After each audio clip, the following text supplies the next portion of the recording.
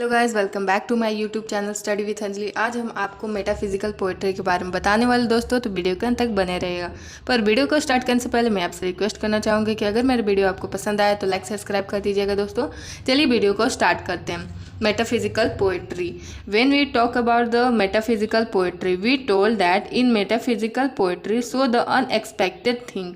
अगर हम लोग मेटाफिजिकल पोएट्री के अंदर बात करना चालू करें तो हम ये देखते हैं कि मेटाफिजिकल पोएट्री में अनएक्सपेक्टेड चीज़ों को देखा जाता है, जो कि कोई एक्सपेक्ट नहीं करता। ऐसा एक्सपेक्टेशन लेवल होता है वहाँ पे मेटाफिजिकल पोएट्री के अंदर। फिर which mean a normal man can not expect that, जो कि एक नॉर्मल जो इंसान होगा वो नहीं एक्सपेक्ट कर पाएगा कि ये सब चीज़ भी हम थिंकिंग कर सकते हैं। ठीक है, तो अब हम आगे की ओर चलते हैं। John Donne was the leader and the founder of the metaphysical poetry. जो जॉन डन है वो मेटाफिजिकल पोएट्री के लीडर हैं, उनके साथ ही मतलब वो खोज करता है मेटाफिजिकल पोएट्री के। Lots of metaphysical poets are held in important position in the metaphysical poetry। मतलब मेटाफिजिकल पोएट्री में जॉन डन ने खोज तो की थी, लेकिन उसके अंदर बहुत सारे पोएट हैं जो कि मेटाफिजिकल पोएट्री के अंदर इम्पोर्टेंट रोल प्ले करते हैं। ठीक है, तो हम देखते हैं कि कौन कौन से पोएट्स हैं। तो आगे हम चलते हैं। John Donne, Andrew marvel ETC, ये दोनों जो थे मेटाफिजिकल पोएट थे जो कि मेटाफिजिकल पोएट्री के अंदर आते हैं। ठीक है, there are many beyond the world character in the metaphysical poet to show in their poetry. अपने पोएट्री में उन्होंने दुनिया से परे कुछ शो किया है पोएट्री के अंदर। तो हम लोग देखते हैं कि क्या क्या शो किया है अपनी पोएट्री के अंदर। ठीक है, पहला देख लेते हैं। पहला जो है passion and thought. Every metaphysical poet does not known that they are metaphysical poets. जो हर जो पोएट्स थे मेटाफिजिकल पोएट्री के अंदर, उनको नहीं पता था कि वो एक मेटाफिजिकल पोएट होने वाले हैं। They are metaphysical poets but their thought and passion separate as a metaphysical poets. उनका जो पैसन और थॉट था उसी से वो एक मेटाफिजिकल पोएट के रूप में उभरे और उनको मतलब अलग सेपरेट करके नाम दिया गया मेटाफिजिकल पोएट्स। ठीक है, because there thought has unexpected, क्योंकि उनका जो थॉट होता था, वो जो उनका जो सोचने की क्षमता होती थी वो अलग ही लेवल का हो सकता था जो कि अदर पोएट से, इसीलिए वो अनएक्सपेक्टेड चीज़ को शो करते थे अपनी पोएट्री में।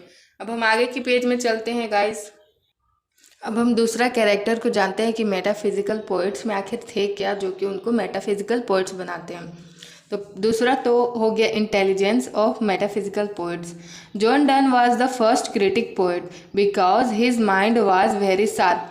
जो जॉन डन थे वो फर्स्ट क्रिटिक पोएट्स माने जाते हैं क्योंकि उनका जो माइंड था बहुत ही ज़्यादा शार्प था और मतलब ग्रेटफुल था, रिमार्केबल था। That we never thought about this. For example, he compares a pair of lovers to legs of compass.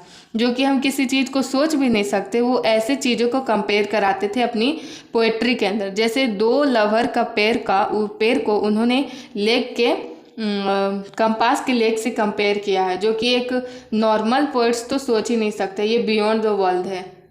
ठीक है, अब हम आगे चलते तीसरे कैरेक्टर के अंदर। Display of learning. ठीक है, in metaphysical poets so their learning was very classic and cheap. Metaphysical poets जो होते थे कि उनका वो शो करते थे अपनी लर्निंग को कि बहुत ही ज़्यादा खास है और वेरी क्लासिक तौर पे अपनी पोएट्री को शो करते थे, इसलिए उनका जो लर्निंग था वो भी खास ही होगा और क्लासिक होगा। It is very difficult to understand their poetry because a normal human can never understand that.